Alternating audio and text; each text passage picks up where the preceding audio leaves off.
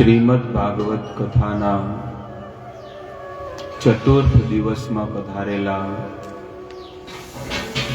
દરેક મહાનુભાવ ભગવાનના વાલા વૈષ્ણવ ભક્તોનું હાર્દિક સ્વાગત છે.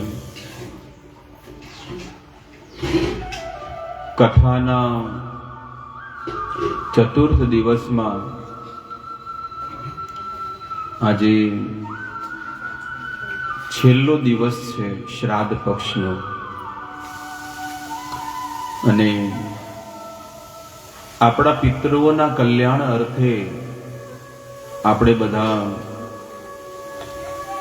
એમની ઉપાસના કરી રહ્યા છીએ. એમની સદગતિ માટે ભગવાનનો મોટો યજ્ઞ થઈ રહ્યો છે, અને આ યજ્ઞ દરેકના ઘરે નહીં થતો. આ બહુ મોટામાં મોટો હવન થઈ રહ્યો છે, અને યજ્ઞમાં આપણે બધા ભેગા મળીને આહુતિ આપી રહ્યા છીએ. ભગવાનની કથા જ્યાં આગળ થતી હોય 33 કરોડ દેવતાઓ ત્યાં આગળ વિરાજમાન થઈ જાય છે. શિવજી, હનુમાનજી મહારાજ, આ બધા દેવો ઉપસ્થિત થઈ અને કથાની શોભા વધારે છે.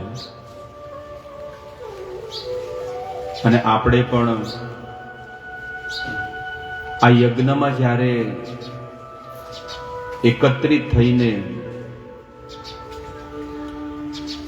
આમાં લાભ લઈએ એટલે ભગવાન પણ આપણી ઉપર બહુ કૃપા કરે છે. ભગવાન કૃપા અવતાર છે. ભગવાનનો અવતાર કેવો છે? કૃપા અવતાર કહેવામાં આવે છે. કૃપા સિંધુ, કરુણા સિંધુ છે. ભગવાન હરેક ક્ષણ જીવાત્માની ઉપર કૃપા અને આશીર્વાદ દેવા માટે તૈયાર રહે છે.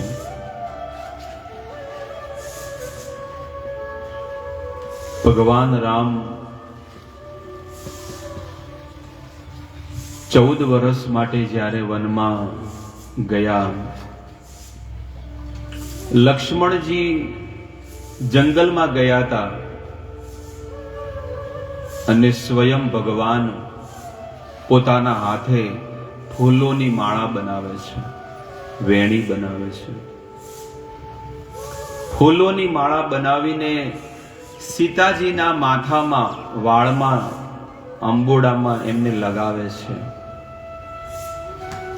ભગવાન એમની પ્રિય પત્ની સીતાજીની સેવા કરે છે, અને સેવા કરતા કરતા બંને લોકો ચર્ચા કરે છે. ચર્ચા વિચારણા થતી હોય છે. એ ઘડીએ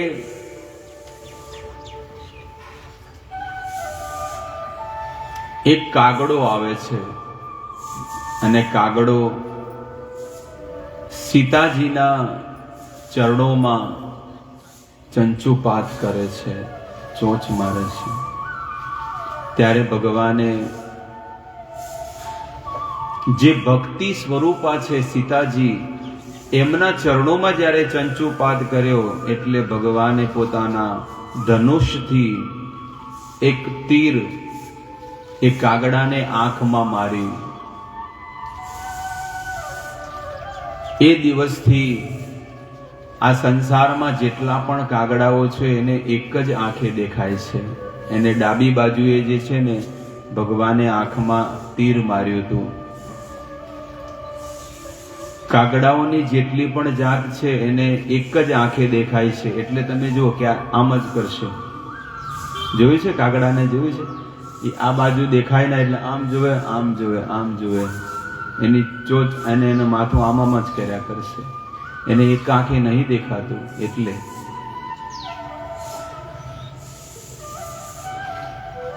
એમને લાગ્યું કે આ કોઈ સાધારણ મનુષ્ય હશે, લાવો કંઈક પરીક્ષા લઉં. અને ભગવાન રામ પોતાની પત્ની સીતાને કહે છે કે હે સીતા, જે કાર્યને, જે યજ્ઞને, જે કર્મને આપણે કરવા માટે અહીંયા વનમાં આવ્યા છીએ, એ સમય નજીક આવી ગયો છે. તમારી પરીક્ષાનો સમય નજીક આવી ગયો છે, એટલે તમે હવે પરીક્ષામાં તૈયાર થઈ જાઓ, કારણ કે તમારી અગ્નિ પરીક્ષા થવાની છે. ભગવાન પણ આવે તોય આ જગતની અંદર એમની પણ મનુષ્ય જીવનના જેટલા કર્મ હોય એમને કરવા પડે છે. ભગવાન આવીને સંસારના જીવોને શીખવાડે છે કે કેવી રીતે ભગવાન માટે જીવન કાઢવું જોઈએ, સમય ભગવાન માટે કાઢવો જોઈએ. અને ભગવાન સીતાજીને કહે છે કે હે સીતા, આપણે આ ભૂતલ પર આયા અને જે ધર્મની સ્થાપના કરવાની છે, અધર્મીઓનો વિનાશ કરવાનો છે, એમાં તમારે મને મદદ કરવાની છે.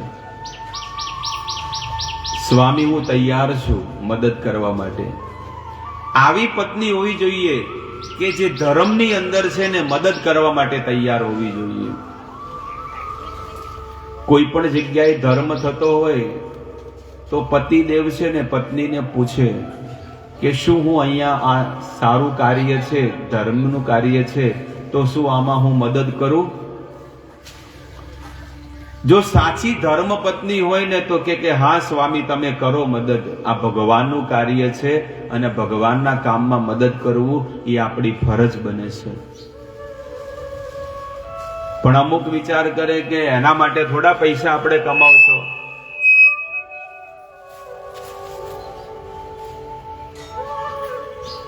આપણે એના માટે થોડા પૈસા કમાઈએ છીએ, એટલે કે આ પૈસો રવા દો, આપણે કામ લાગશે. પણ સાચી ધર્મ પત્ની ઈ છે કે જે ધર્મમાં પોતાના ધનને પણ લગાડે, પોતે પણ લાગે અને પોતાના પરિવારને પણ ધર્મમાં લગાડે. એ જ પતિવ્રતા નારી કળિયુગમાં કહેવામાં આવે છે.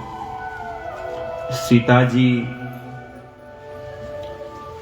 અગ્નિ પરીક્ષામાં તૈયાર થઈ ગયા અને પોતાના પતિદેવે કીધું એટલે એ સીતાજી અગ્નિમાં સમાઈ ગયા, અગ્નિની અંદર સમાઈ ગયા સીતાજી. અને પોતાના પતિને કહે છે કે સ્વામી, હવે હું તૈયાર છું. આવી રીતે ભગવાન રામ, સીતા અને લક્ષ્મણ આ ત્રણેય જણા પંચવટીમાં રહે છે. મહારાષ્ટ્રમાં આવ્યું પંચવટી. બહુ રમણીય, બહુ તપોભૂમિ છે પંચવટી.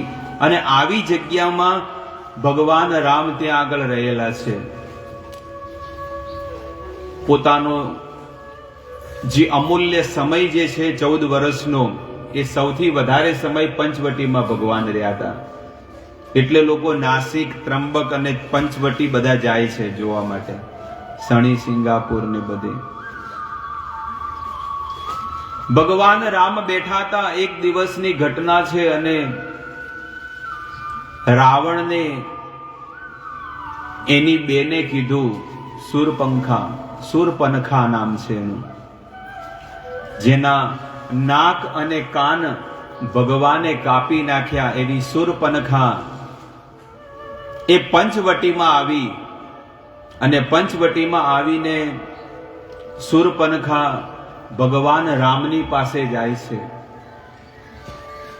હું આ સંસારની સૌથી સુંદર સ્ત્રી છું. શૂરપનખા શું કહે છે? હું આ જગતની સર્વ સુંદર સ્ત્રી છું અને મારી સાથે લગ્ન કરવા માટે લાઈન લાગેલી છે કેટલાય લોકો. પણ મારું મન છે ને તમારામાં લાગી ગયું છે, તો તમે મારી સાથે વિવાહ કરો. ભગવાન રામને જ્યારે આ વાત કરી એટલે ભગવાન રામ તો ઓળખે છે કે આ કોણ છે, આ તો રાક્ષસી છે. ભલે સુંદર લાગે પણ કેવી છે? રાક્ષસી છે.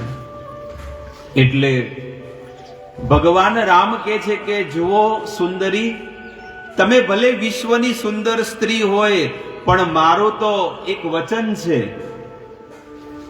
શું વચન છે? એક બાણ, એક વચન, એક નારી. જીવનમાં મારો શું સંકલ્પ છે કે એક બાણ, એક વચન અને એક નારી, આ મારો વચન છે, સંકલ્પ છે. એટલે હું તો તમારી સાથે વિવાહ નહીં કરું, કારણ કે મારા વિવાહ સીતાજીની સાથે થઈ ગયા છે. પણ જો તમારી ઈચ્છા હોય તો મારો ભાઈ કુંવારો છે, લક્ષ્મણ એ કુંવારો છે. એટલે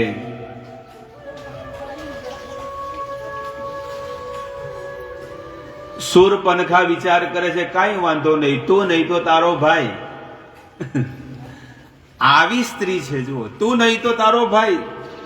અને એના ભાઈ લક્ષ્મણ પાસે જાય છે. લક્ષ્મણને કહે છે કે જુઓ, હું આ સંસારની સુંદર સ્ત્રી છું અને મારી સાથે કેટલાય લોકો વિવાહ કરવા માટે તૈયાર છે, લાઈનમાં છે.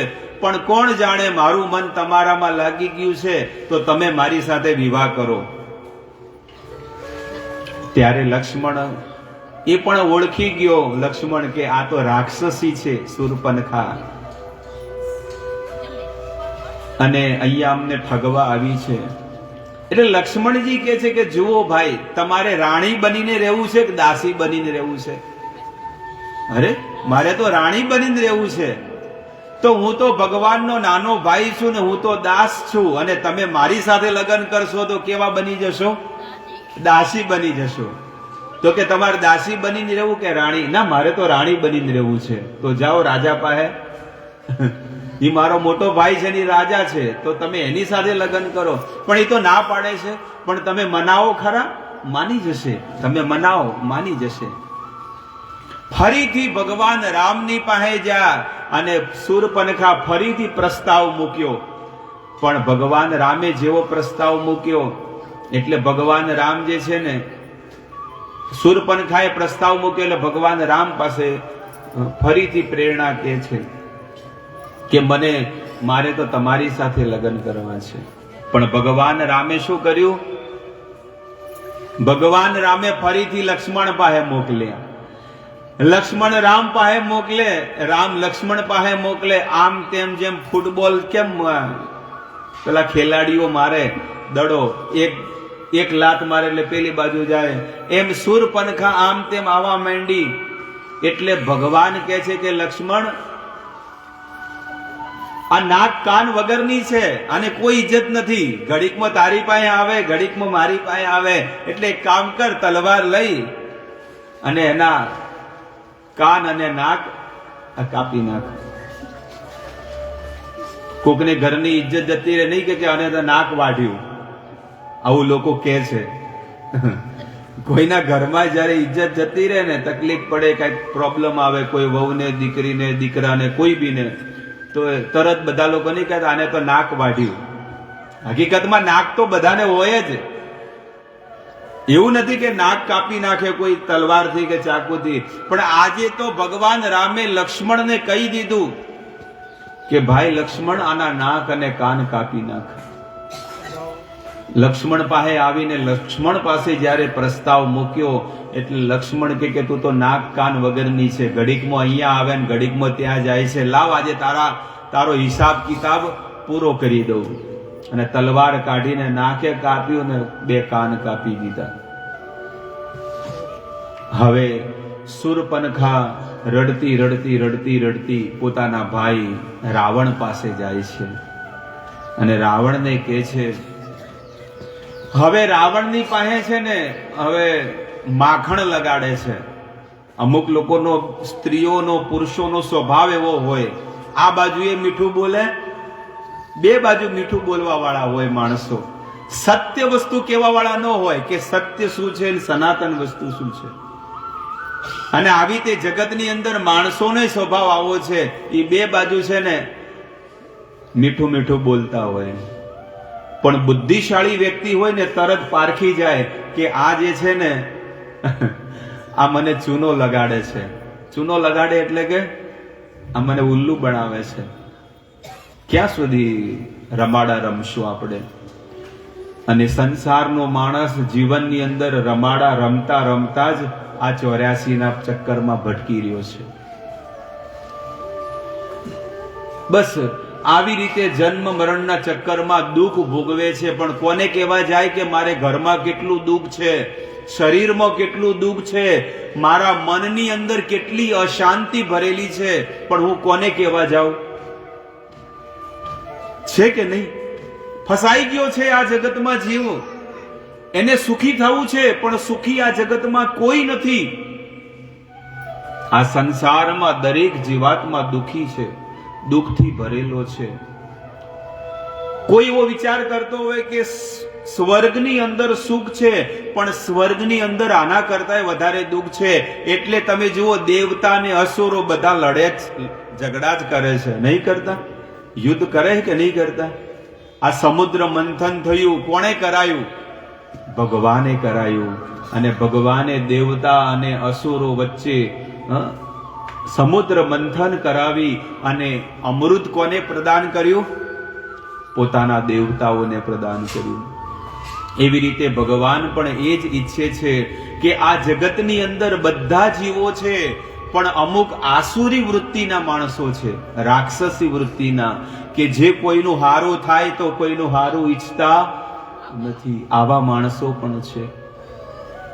દો ભૂત સર્ગો લોકે અસ્મિન. ભગવાન કહે છે કે હે અર્જુન, આ જગતની અંદર બે પ્રકારની વ્યક્તિઓ આ જગતમાં રહે છે. કયા કયા? દેવ આસુર એવચ. એક દેવી પ્રકૃતિના માણસો છે, જે બીજાનું સુખ જોઈને સુખી થતા હોય છે, અને એક આસુરી વૃત્તિના માણસો હોય કે જે બીજાનું સુખ જોઈને એને બળતરા થતી હોય છે અંદર હૃદયમાં. હાય હાય, ઓને ચોથી આટલું બધું સુખ આવી ગયું, ઓને તો વહુઓ આવી ગઈ, છોકરાએ નોકરી ધંધે લાગી ગયા, મોટા મોટા બંગલા થઈ ગયા, ગાડીઓ છે. હાય બાપ, ભગવાન ચોથી આટલું બધું આવી ગયું. અને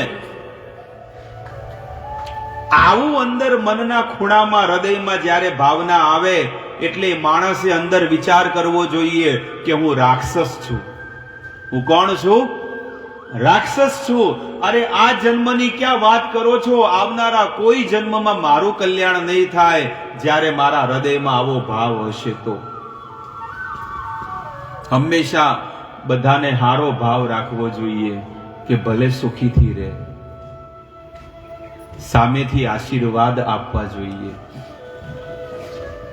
પણ કોઈનું હારું થતું હોય ને તો ફોન ન કરે, પણ કોકનું ખરાબ થઈ ગયું હોય તો, કોકને ઘરમાંથી વહુ નાહી ગઈ હોય ને, કોકને લઈને, કોકના આજુબાજુ વાળાને લઈને નાહી જાય, એટલે તરત લાઈન ઢગલો લાગે. અને પેલું લાગ્યું હોય ને એની પર મીઠું ને મરચું નાખત કેવું લાગે? એમ મરચું બધું લઈને જાય, મીઠું ને મરચું બધું લઈ જાય. અમુક ફરાળી મીઠું લઈ જાય. ટાટા નમક ના મેળ આવે તો કહો તો નહીં, ફરાળી નમક થોડું લઈ જવું. અને જઈને સીધું શું, પેલા તો ભભરાવે.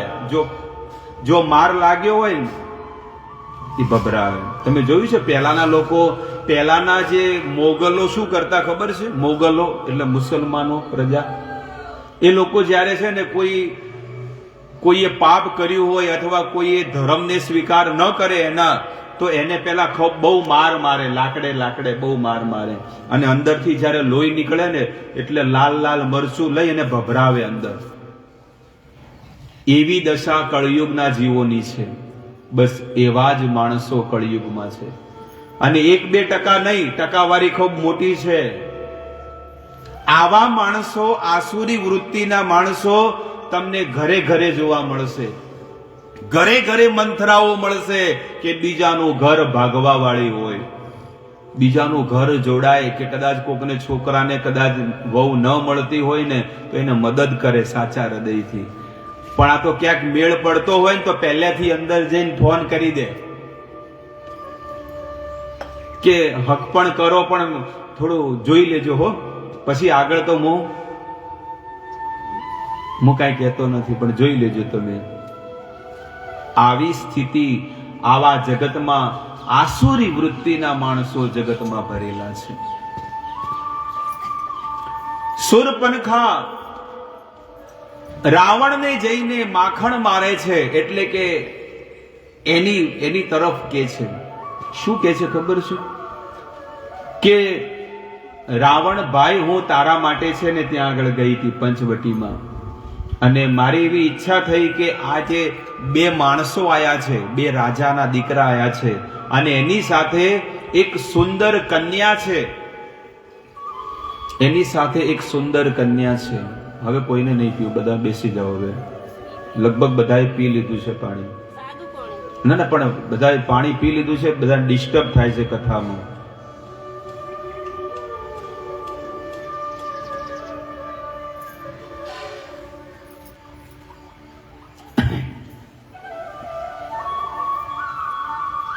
બધાની દ્રષ્ટિ છે ને, આ પહેલેથી વર્ષોથી નિયમ છે કે ચાલુ કથાની અંદર ચા પાણી કોઈ બી વસ્તુ જે બી તમે આપતા ને બંધ કરી દેવું જોઈએ.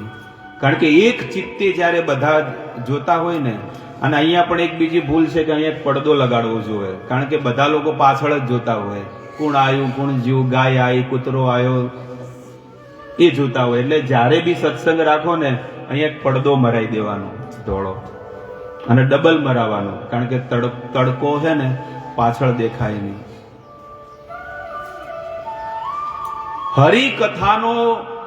હરિકથા માટે કેટલી મહેનત કરવી પડે છે, અને ભગવાનમાં મન લગાડવા માટે પણ કેટલી મહેનત કરવી પડે છે.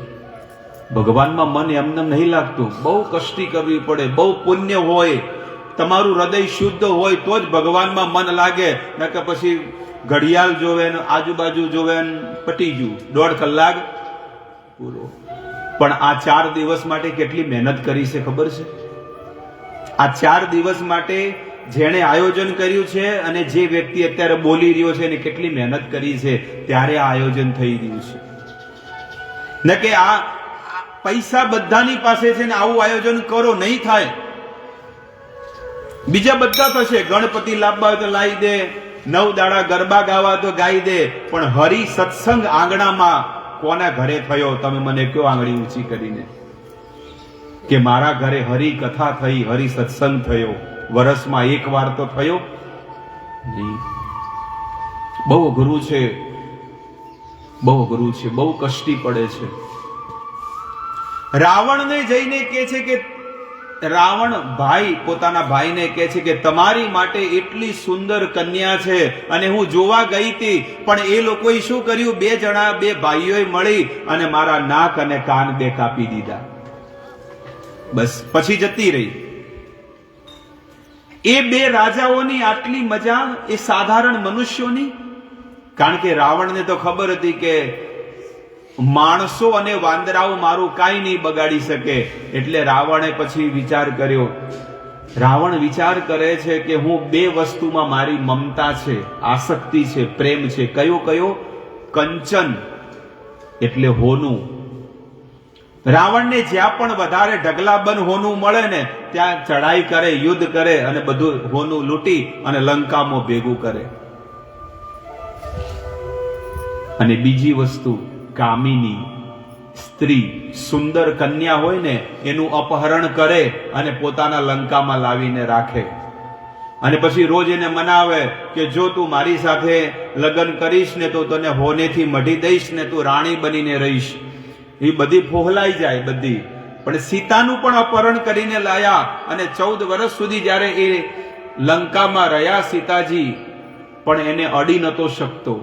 કારણ કે રાવણને ખબર હતી, રાવણને મર્યાદા હતી કે જ્યાં સુધી કોઈ સ્ત્રી એને વશ ન થાય તો એને સ્પર્શ ન કરવી જોઈએ. અને જ્યારે કદાચ કે હું સ્પર્શ કરું ને તો મારું જેટલું તપ છે ને બધું બળી જાય, અને હું મારી અધોગતિ થઈ જાય. ભલે રાક્ષસ હતો પણ એને બધું જ્ઞાન તો બહુ બધું હતું. એને 14 વર્ષ ભલે સીતા લંકામાં રહી. આ તો આપણે 14 વર્ષ કહીએ છીએ, પણ હકીકતમાં 2-5 વર્ષનો અંતર હોય જ. કારણ કે એ લોકો સૌથી પહેલા ચિત્રકૂટમાં ગયા હતા, પછી પંચવટીમાં ગયા, અને પછી સીતાજીનું અપહરણ થયું. તો લંકામાં જ્યારે સીતાજી રહ્યા અશોક વાટિકામાં, પણ રાવણે ક્યારે એને સ્પર્શ નતો કર્યો. સ્પર્શ ક્યારે કર્યો તો જ્યારે જોર જબરી કરીને એને પુષ્પક વિમાનમાં બેહાડી હતી, ત્યારે એને જબરી કરી હતી. પછી એને લંકામાં અશોક વાટિકામાં લાવી અને ત્યાં આગળ એને રાખી દીધા. તો રાવણની આસક્તિ બે વસ્તુમાં હતી, અને રાવણે રાતના 8 વાગે રાવણને ખબર પડી. શૂર્પણખાએ કીધું કે સીતા નામની કન્યા તમારા માટે યોગ્ય છે, તો ભાઈ તમે જઈને એનું અપહરણ કરીને લાવો, એને રાણી બનાવીને રાખો, તમારો વટ પડી જશે, એટલી સુંદર છે. ત્યારે રાવણે તરત જ રાતના છે ને મામા મારીચને બોલાયો. એના મામા હતા, સગ્ગા મામા. કોણ હતા? મારીચ. અને મારીચને બોલાયા અને મારીચને જઈને આખી મીટિંગ કરી કે આવતીકાલે સવારે આપણે પંચવટીમાં જવાનું છે. લંકાથી ક્યાં જવાનું છે? પંચવટી જવાનું છે. શું કરવા જવાનું છે? ત્યાં બે માણસો છે, રાજાઓ છે, રામ અને લક્ષ્મણ, અને રામની પત્ની છે, એનું અપહરણ કરવું છે, સીતાનું. ત્યારે મારીચને ખબર પડી ગઈ કે આ જે રામ અને લક્ષ્મણ કોણ છે એ હું જાણું છું. ભાણિયા, હારું કર્યું તે મને બોલાયો. જો તું મારું કેવું માનતો હોય ને તો આ પ્લાન કેન્સલ કરી દે. કેમ, શું થયું? કારણ કે મને એનો અનુભવ છે ભગવાન રામનો. એ સાધારણ મનુષ્ય નથી, તો ભગવાન છે. કેવી રીતે? અરે એકવાર હું એની સાથે યુદ્ધ કરવા જ્યારે ગયો તો આમ ધનુષમાં ચડાવીને બાણ મારે, પણ ભગવાન રામે તો ખાલી 12 કામઠામાંથી તીર લીધું અને આમ ખાલી હાથથી માર્યું તો 400 યોજન દૂર જતો રહ્યો તો, સમુદ્ર પાર જતો રહ્યો તો. જો ખાલી હાથથી માર્યું તો 7 સમુદ્ર પાર જતો રહ્યો. બાણ મારીને માર્યું હોત તો, ધનુષમાં લગાડીને, તો મારી શું દશા થોત? તો રેશન કાર્ડમાંથી નામ જ કપાઈ જોત. એટલે કે એનો મને અનુભવ છે, એટલે તને હાથ જોડીને કહું છું કે તું ભાઈ તું આવું કામ મત કરજે. રાવણ કહે છે કે મેં તને અહીંયા સલાહ આપવા માટે નથી બોલાયો. હું રાજા છું અને તું મને ભાણિયો ભાણિયો કરીને કહે છે, પણ હું રાજા છું. રાજાના કોઈ મામોય નહીં થતો ને ભાણિયો નહીં થતો. હું અત્યારે રાજા છું ને હું તને આદેશ આપું છું. જો તું મારી વાત નહીં માને અને હવારમાં તું નહીં આવે મારી સાથે તો હું તને મારી નાખીશ. ત્યારે મામા મારીચ વિચાર કરે છે, આ રાક્ષસના હાથે હું મરું તો મારી અધોગતિ થશે, અને ભગવાનના હાથે હું મરીશ તો મારી સદગતિ થઈ જશે, મને વૈકુંઠ મળી જશે. એટલે મારે ભગવાનના હાથે મરવું છે. મરવાનું તો છે જ, આ જગતમાં બધાને મરવાનું છે. સંસારનું ભજન કરીને લોકો મરે અને ભગવાનનું ભજન કરીને મરે. મરવામાં ઘણો અંતર છે, એટલું તમે સમજી લેજો. મરવામાં ઘણો અંતર છે. મનુષ્ય જીવન તો બધા જીવે છે અને દરેક વ્યક્તિ કર્મ કરે છે, પણ એક મનુષ્ય છે ને ભગવાન માટે કર્મ કરે છે, અને એક જીવાત્મા બસ પોતાનો પરિવારનું ભરણ પોષણ કરવા માટે જીવન જીવે છે.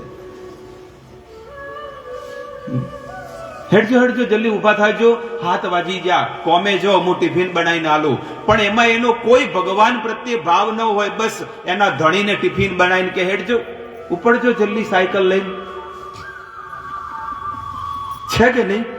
એને ખબર છે કે સાંજ પડતા 1000 રૂપિયા મળશે, એટલે કે તમે ઉપડો. પછી છોકરાઓને ઉભા કરે, અલા એ ઉભા થો, નાઈ લો. પણ એનું મન કર્મ કરતા કરતા ભગવાનમાં જરાય નથી કે લાવો હું હરિને યાદ કરતા કરતા આ મુખેથી હરિનું ભજન કરતા કરતા મારું કામ કરું. લાખોમાંથી એક જ એવી સ્ત્રી કે એવો પુરુષ હોય કે જે ઘરના કામ કરે, પરિવારના કામ કરે, સગા સંબંધીઓના, સમાજના બધા કર્મ કરે, પણ સાથે સાથે હરિનું સ્મરણ પણ કરતા રહે, હરિની ભક્તિ કરતા રહે, ભજન કરતા રહે. પણ આવું લાખોમાં એક હોય છે, બધા લોકો નહીં કરતા. આપણાથી થાય છે? યાદ આવે છે? સાચું કેજો હૃદય પર હાથ મૂકીને કે સવારમાં 6 વાગે, 5 વાગે, 4 વાગે, જેટલા વાગે ઉઠતા હોય, પણ કેટલી મિનિટ, કેટલી સેકન્ડ ને કેટલા કલાક તમે ભગવાનને યાદ કરો છો? આમ કોઈ નહીં કરી શકતું. કપડા ધોતા ધોતા પણ ભગવાનનું નામ તમે લઈ શકો છો. રસોઈ બનાવતા બનાવતા જ્યારે તમે ભગવાનનું નામ લો ને તો એ ગુણ છે ને ભગવાન એ રસોઈની અંદર આવે છે. પણ કેટલા લોકો કરે છે, વાસિંદુ કાઢતા હોય, ઝાડુ મારતા હોય અને હરિના ભજન ગાતા ગાતા ભગવાનનું નામ લેતા લેતા એ ઝાડુ મારતા રહેવું જોઈએ. વાસણ ઘસતા, કપડા ધોતા, રસોઈ બનાવતા, છોકરાઓને સ્કૂલમાં મૂકતા કોઈ પણ કર્મ કરો, શાકભાજી સમારો, કાંઈ પણ કામ કરો, પણ મુખમાં 24 કલાક હરિના ગુણ ગાતા રહેવું જોઈએ. શ્રી કૃષ્ણ શરણમ મમઃ, શ્રી કૃષ્ણ શરણમ મમઃ. ઓમ નમો ભગવતે વાસુદેવાય, ઓમ નમો ભગવતે વાસુદેવાય. બપોરે જ્યારે તમે 2 વાગે ખાઈ પીને બધું વાહણ હંકેલી પછી હુઈ જાઓ પથારીમાં, 2 વાગ્યાનો સમય હોય ઊંઘવાનો, 2 થી 4 કોઈ ડિસ્ટર્બ નહીં.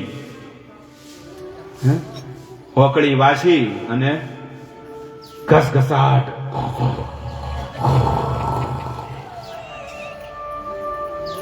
છે કે નહીં? એ 2 કલાક તમારે એમનેમ ફાલતુ ગયા. પણ તમે જ્યારે પથારીમાં ઊંઘો તો ભગવાનનું નામ લેતા રહો.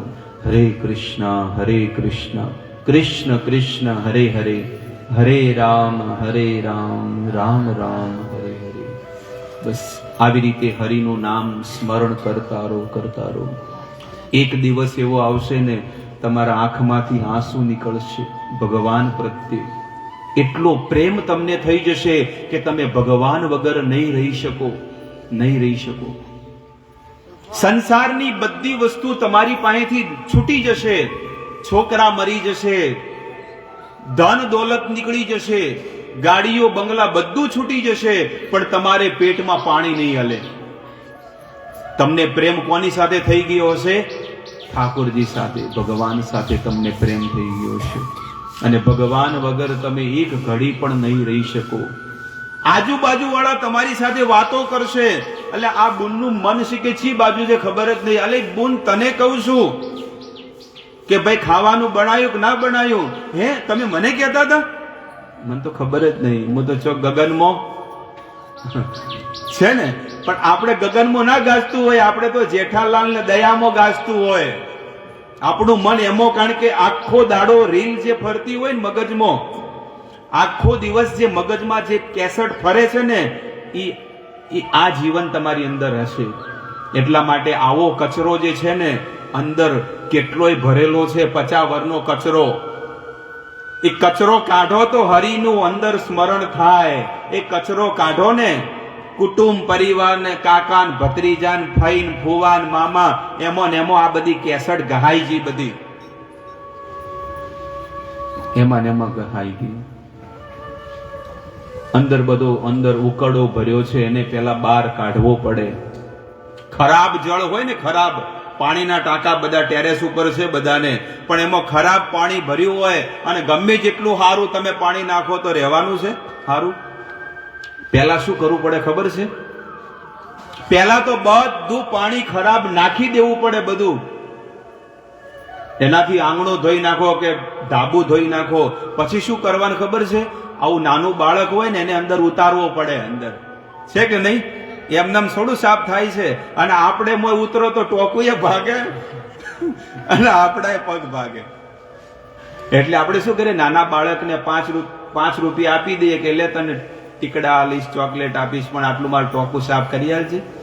એટલે અંદર ઉતરે અને 4 પાણી સાફ કરે ત્યારે અંદર ચોખ્ખું પાણી અંદર ઉતરે. એ 4 પાણી સાફ કરે એટલે શું છે? બાળપણ, જવાની, વૃદ્ધાવસ્થા અને ઘડપણ આવી જાય. પછી આવી રીતે હરેક આયુની અંદર માણસે ભગવાનનું સ્મરણ કરવું જોઈએ, ભગવાનની ભક્તિ કરવી જોઈએ. અને આ હૃદયની અંદર જે કચરો ભર્યો છે ને એ સત્સંગથી નીકળશે, બીજી કોઈ વસ્તુથી નહીં નીકળે.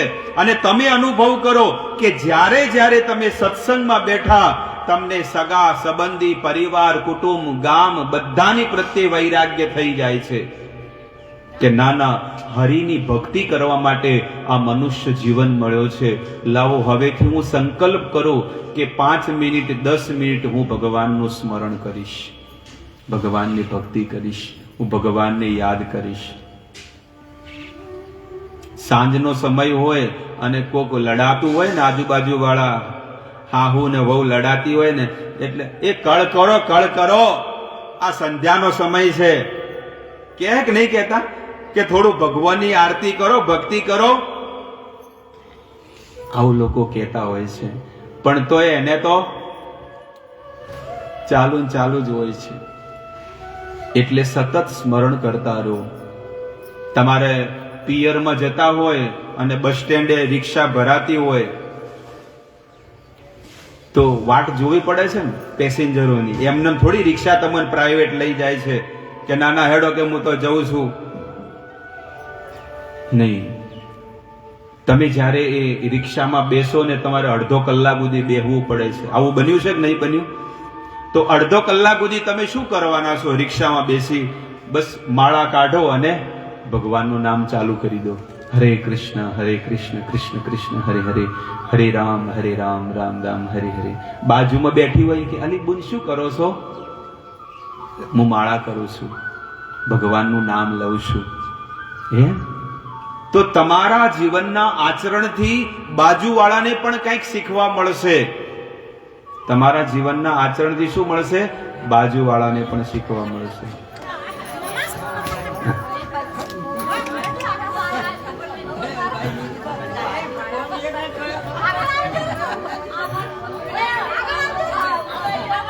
આવું છે જીવન.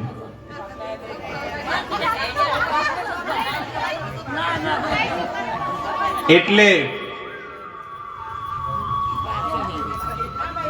બહુ ટૂંકું જીવન મળ્યું છે અને ટૂંકા જીવનમાં હરિની ભક્તિ, હરિનું સ્મરણ કરી લેવું જોઈએ.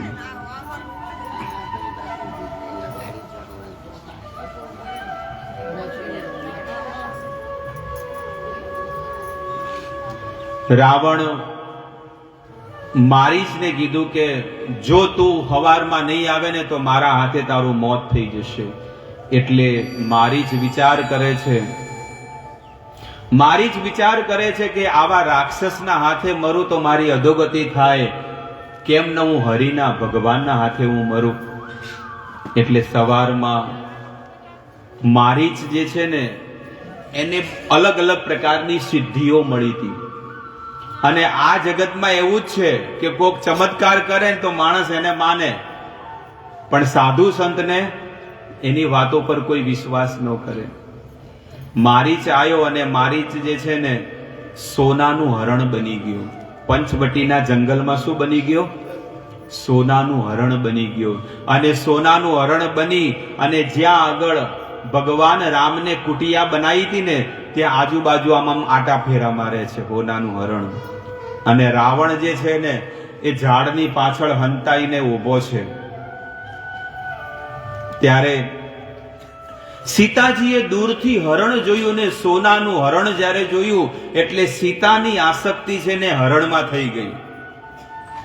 સીતાની આસક્તિ હરણમાં થઈ ગઈ અને ભગવાન રામને કહે છે કે પ્રભુ, આજ સુધી મેં તમારી પાસે કોઈ વસ્તુ માગી નથી, પણ એક વસ્તુની માગણી કરું છું. બોલો શું જોવે છે?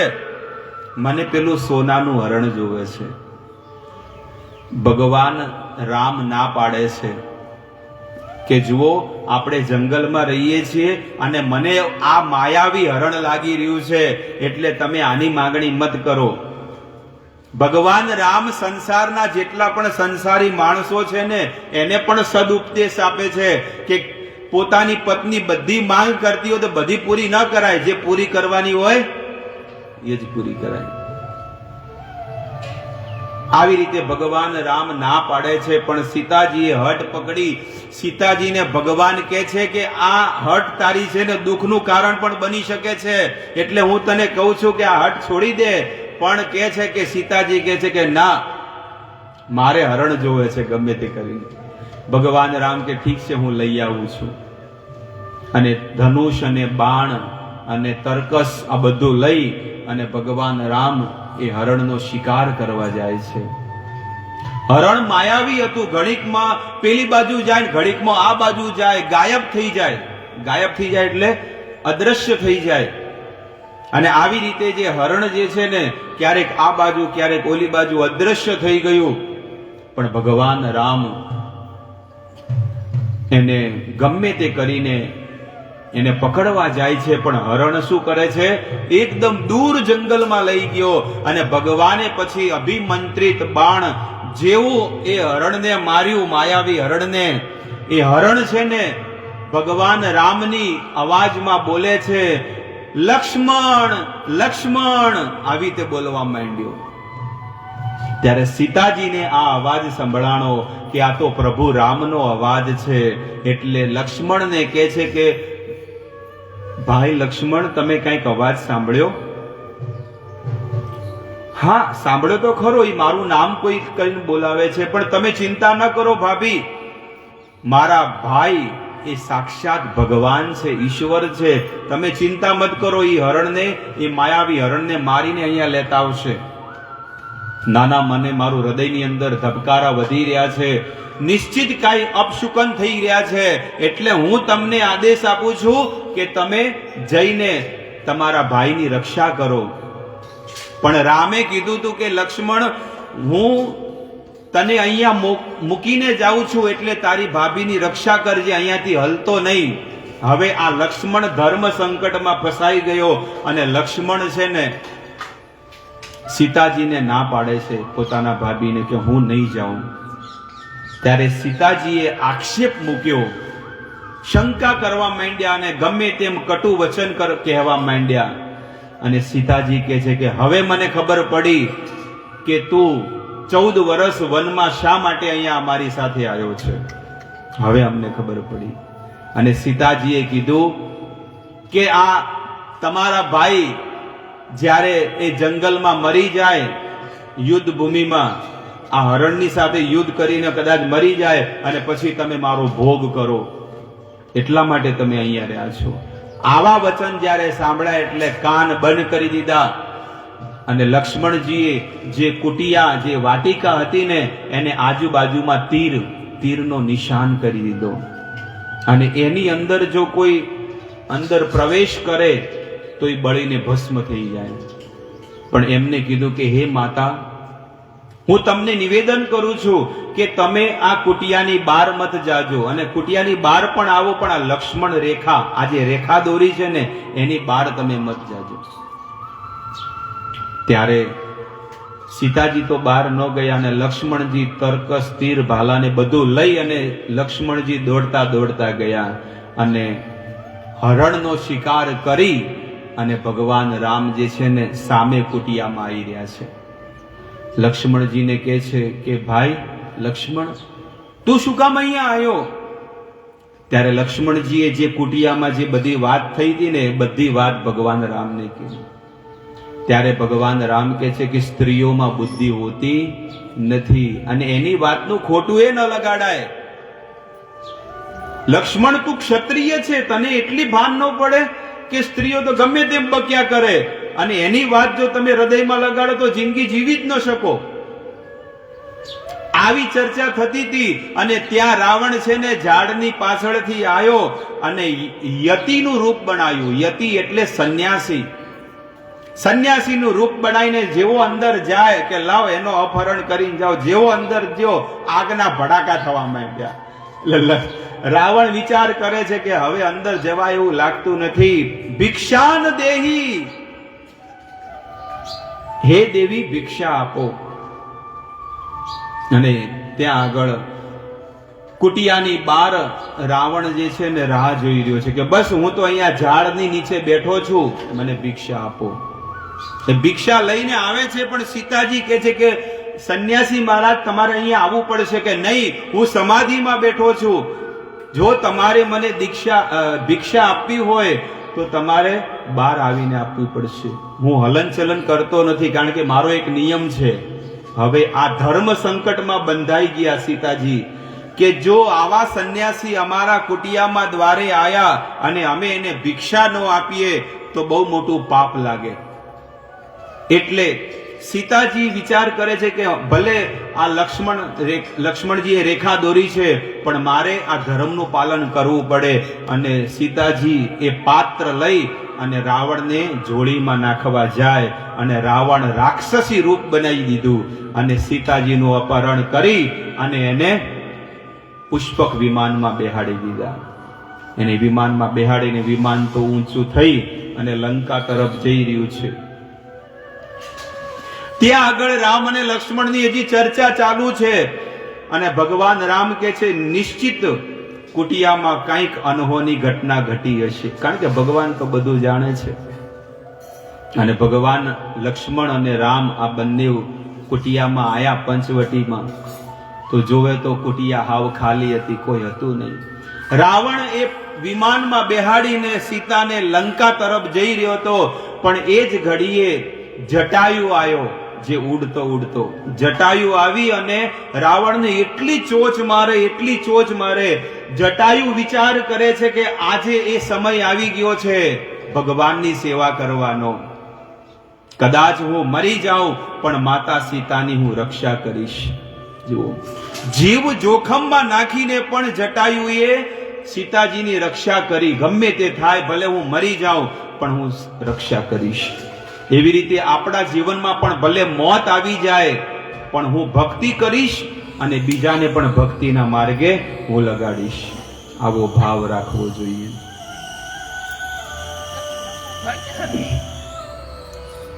ધર્મ માટે કેટલાય માણસો મરી ગયા છે, તમને ખબર છે? ધર્મ માટે કેટલાય માણસો મરી ગયા છે કે જ્યારે ધર્મની રક્ષા કરવી હોય તો કેટલા લોકોએ પોતાના ગળા વાઢી નાખ્યા છે. આપણે તો કાંઈ કરવાનું નથી, તૈયાર થાળી મળી છે કે નહીં? આપણે કોઈ ગળા વાઢાવાના નથી. આપણે માત્ર ઘરે બેસીને પ્રભુ ભક્તિ કરવાની છે. પણ આપણાના પહેલાના લોકોએ કેટલું તપ કર્યું છે, કેટલા લોકોએ બલિદાન આપ્યું છે. શહીદ ભગતસિંહ થઈ ગયા કે જેને ધર્મ માટે છે ને, હું બીજો ધર્મ ક્યારે સ્વીકાર નહીં કરું, ભલે મારું ગળું વઢાઈ જાય, પણ એને પોતાનું બલિદાન આપી દીધું. શિવાજી મહારાજે ધર્મની સ્થાપના કરવા માટે કેટલાય અધર્મીઓને મારી નાખ્યા. કેટલા મોટા સુરવીરો અને મોટા રાજાઓ થઈ ગયા અને મોટા ભગવાનના ભક્તો થઈ ગયા, પણ એને ધર્મની રક્ષા કરવા માટે પોતે બલિદાન આપી દીધું છે. અને આજે આપણે સુખેથી ભગવાનનું ભજન કરી શકીએ છીએ, પણ હાય રે દુર્ભાગ્ય, આ જીવાત્મા ભજન નથી કરી શકતો. કેટલું મોટું દુર્ભાગ્ય છે કે આપણા ઘર આંગણે આવીને આપણને સાધુ સંતો સત્સંગ આપે છે, પણ આ જ વસ્તુ પ્રાપ્ત કરવા માટે લોકો ઘર બહાર છોડીને જંગલમાં જતા કે અમને, હે ગુરુદેવ, અમને સત્સંગ સંભળાવો. આપણે ભાગ્યશાળી નથી કળિયુગના જીવો કે આપણા ઘર આંગણે આવીને સાધુ સંતો આપણને સત્સંગ કરે છે, પ્રસાદ આપે છે, માળા કરવડાવે છે. પણ આપણું કેટલું મોટું દુર્ભાગ્ય કહેવાય કે આમાં પણ આપણે લાભ નથી લઈ શકતા. ઘર આંગણે ગંગા આવી છે કે છે ને, ઘર આંગણે ગંગા આવી છે, પણ એમાં ડૂબકી મારવાની તો વાત ક્યાં જાઓ, સટકોરાય નહીં લેતા કે લાવ આજે છેલ્લો દાડો તો સટકોરા લઈને તો આવું. હાય તે દુર્ભાગ્ય કહેવાય. ત્યાં જાઓ તો ભગત બની જશું, ત્યાં જાઓ તો શું કરવું પડશે? માળા કરવી પડશે. 2 કલાકો એક જ જગ્યા પર બેહવું પડશે, કોઈ હલન ચલન કર્યા વગર. ખુરશીમાં બેઠા તો ખુરશીમાં જ બેહવાનું, અને નીચે બેઠા તો જરાય પગ હલન ચલન. એટલે કે અમારે તો હાલ જવું નથી, છેલ્લે અડધો કલાકની વાર હશે એટલે જશું. પણ કળિયુગનો જીવાત્મા બહુ ભાગ્યશાળી છે કે થોડુંક ભજન કરવાથી એને બહુ બધું ફળ મળશે. સતયુગની અંદર મનુષ્યનું જીવન 1 લાખ વર્ષનું હતું. સતયુગમાં માણસનું જીવન 1 લાખ વર્ષનું. 1 લાખ વર્ષ સુધી તમે ભક્તિ કરો તો તમને ભગવાન મળતા. ત્રેતા યુગમાં 10,000 વર્ષ સુધી તમે ભક્તિ કરો ત્યારે તમને ભગવાન હરિ મળતા. દ્વાપર યુગની અંદર માણસનું જીવન 1000 વર્ષનું હતું અને 1000 વર્ષ સુધી તમે ભક્તિ કરો તો તમને હરિ મળે. અને કળયુગની અંદર માત્ર 100 વર્ષ. 100 વર્ષમાં હવે તો કેટલા લોકો જીવે છે? 50-60 વર્ષનું માણસનું જીવન છે. તો તમે 50 વર્ષમાં 25 વર્ષ તો 30 વર્ષ 40 વર્ષ તો જતા રહ્યા એમનેમ. બીત ગયે દિન ભજન બીના. હવે છેલ્લા ખાલી 2, 5, 10 વર્ષ વધ્યા છે. એટલી તમે ભક્તિ કરશો ને તોય તમે તરી જશો ને ભગવત ધામના અધિકારી બની જશો. બોલો, જેકપોટ લાગ્યો કે નહીં લાગ્યો? હવે તમે પાલનપુર સિટીમાં તમે જાજો હવે નવરાત્રી પછી, એટલે 12 મોટા મોટા બેનર લાગેલા હશે, બાય 1 ગેટ 1. શું લખેલું હોય છે કે એક શર્ટ ખરીદો અને બીજું ફ્રીમાં મળે. 3 શર્ટ ખરીદો એટલે બીજું એક ફ્રીમાં. આવી રીતે બધે સેલ લગાડ્યો હોય. તમે જોયું છે નવરાત્રી પછી સેલ લાગે કે ભાઈ એક ફિનાઇલ નો ડબ્બો લો તો એક બીજો મફતમાં, 3 સાબુ લો એટલે એક સાબુ ફ્રીમાં. એટલે આપણે લાલચ જાગે કે ન જાગે? 3 લઈ લઉં તો બીજું એક મફતમાં મળશે. એક 15 કિલોનો તેલનો ડબ્બો લઈ લો તો તમને 1 કિલો સરફ ફ્રીમાં પણ મળશે. તો લોકો લે કે નહીં લેતા? એક હાબુની પેટી લઈ લો તો તમને 1 ડોલ મફતમાં. પેલી 5 કિલોની સરફની થેલી હોય તો નહીં કહેતા કે 1 ડોલ મફતમાં. એટલે માણસ બધો હિસાબ મારે કે 150 રૂપિયાની ડોલ આવે કે 100 રૂપિયાની ડોલ આવે, લાવો લઈ લો 5 કિલો સરફની થેલી. આવી રીતે ભગવાને પણ વિચાર કર્યો કે આ કળયુગના લોકો, બધા લોકો સેલ ખોલે છે તો હું એ કળયુગમાં સેલ ખોલું. કે 1 લાખ વર્ષ સુધી ભક્તિ કરવાની હોય, 1 લાખ વર્ષ સુધી ભક્તિ કરવાની હોય તો લાવો કળયુગમાં હું સેલ ખોલું કે માત્ર 25 વર્ષ ભક્તિ કરો અને ભગવત ધામના અધિકારી બની જાઓ. તો ફાયદો કોને છે? કળયુગના માણસને કે સતયુગ વાળાને? એકદમ ઓછું ભજન કરવાનું છે કે નહીં? એટલા માટે આપણે કળયુગના જીવાત્મા બહુ ભાગ્યશાળી છીએ. બડે ભાગ માનુષ્ય તન પાવા. સંસારના જીવો તમારું કેટલું મોટું સૌભાગ્ય કે તમને મનુષ્ય જીવન તમને મળ્યું છે. આટલું સુંદર મનુષ્ય અવતાર મળ્યો તો એનો લાભ લઈ લેવો જોઈએ. મર્યા પછી કોઈ નહીં મળે. મર્યા પછી તો આ શરીરને ખડકાવી નાખશે. અગ્નિ સંસ્કાર છેલ્લો સંસ્કાર કયો કે છે? અંતિમ સંસ્કાર. આ કાયાને કેટલું ખવડાયું, હારું ખવડાયું, હારા કપડા પહેરાયા, સારી જગ્યાએ પિકનિક કરવા લઈ ગયા, એસીમાં ઊંઘાડ્યું, મોટા બંગલામાં ઊંઘ્યા, ડેનલોપના ગાદલા પર ઊંઘ્યા, પણ છેલ્લે લેબડાના લાકડા ઉપર ઊંઘાડી દે છે. ભાઈ ખૂંચશે શેડી, ખૂંચે કે નહીં ખૂંચે અંદર? કે ભાઈ અંદર ગાદલું મેલજો, હું મરી જઉં એટલે. એવું કોઈ કે? પછી તો એ તો ખાલી એક બાજુ ધોળું કપડું, એક બાજુ આ બાજુ ઉપાડીને ખેંચીને ઉપર નાખી દે. આ જ કાયાને જે અત્યારે બેઠી છે ને, એ કાયાને બે બાજુ પકડશે ને, 2 બાજુ આ લુગડું કપડું પકડશે. એને ધોળું કપડું ઉપાડી અને પેલી ચિતા જે બનાવી છે ને સુંદર મજાની લાકડોની, એની પર હુવડાવી દેશે અને પછી બાળી નાખશે. જે હારું ખાધું છે ને બધું પછી તરફશે. બધું જેવો અગ્નિ સંસ્કાર થાય ને, અંદર ઘી નાખી. હજી હમણાં અમારે જે સેમોદરા ગામની વાત કરું કે એક જણા ટૂંપો ખાઈને મરી ગયો અને વરસાદ એટલો હતો કે લાકડું એ કે હતું નહીં તો ડીઝલમાં બાળ્યો. લો, ટાયર હતા ને, ટાયર નાખીને ડીઝલમાં બાળી નાખ્યો. શું કરું? ટૂંપો ખાધો એટલે બહાર જવરાય નહીં. આ સત્ય ઘટના તમને અઠવાડિયા પહેલાની વરસાદ આવ્યો ને ત્યારની ઘટના તમને કહી દઉં. 12-13 દાડામાં લાગ થયા હશે. એટલે એની શું દશા થઈ? કેટલી બધી જમીન છે અને કેટલા ઊંચા કુળમાં જન્મ લીધેલો માણસ વાસ મારે.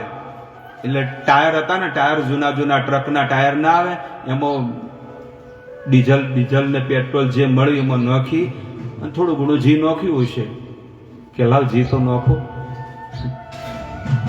આ સત્ય ઘટના તમને કહું છું. અરે આના કરતાય લોકોની ભૂંડી દશા. પણ આપણું કેટલું મોટું સૌભાગ્ય કહેવાય કે આપણું મન થોડીક વાર તો ભગવાનમાં લાગે છે. અડધો કલાક લાવ, કલાક જઈને બેહવામાં મારું કલ્યાણ થશે, કે હું સત્સંગમાં બેસીશ તો મારું કલ્યાણ થઈ જશે.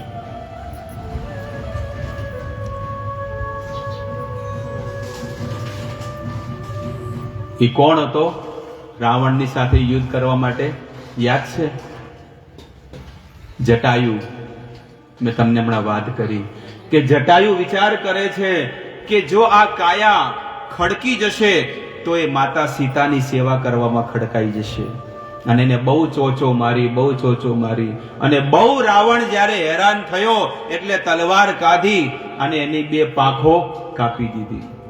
જટાયુની 2 પાંખો કપાઈ ગઈ અને જટાયુ જમીન ઉપર પડ્યો તડફડી રહ્યો છે. પણ સીતાજી એના ઘરેણા જે છે ને એ નાખી દીધા હતા. જે ઘરેણા નાખ્યા એની બાજુમાં જ હતા.